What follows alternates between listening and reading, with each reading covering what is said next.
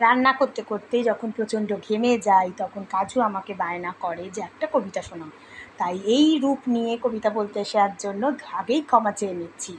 দেশ দেখাচ্ছ অন্ধকারে, নীরেন্দ্রনাথ চক্রবর্তী।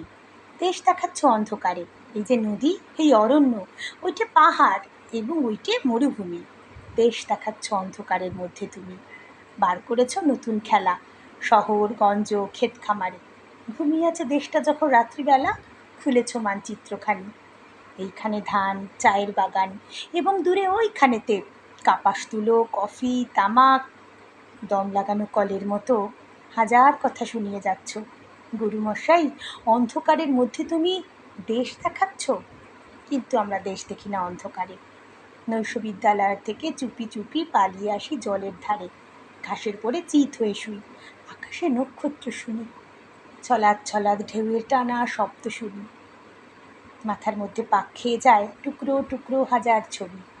উঠোন জুড়ে আলপনা, আলপথের পাশে। আমি না আর মনে করতে পারছি না, আজকে এইটুকুই থাক, মনে করে আবার পরের দিন বলবো। বাই।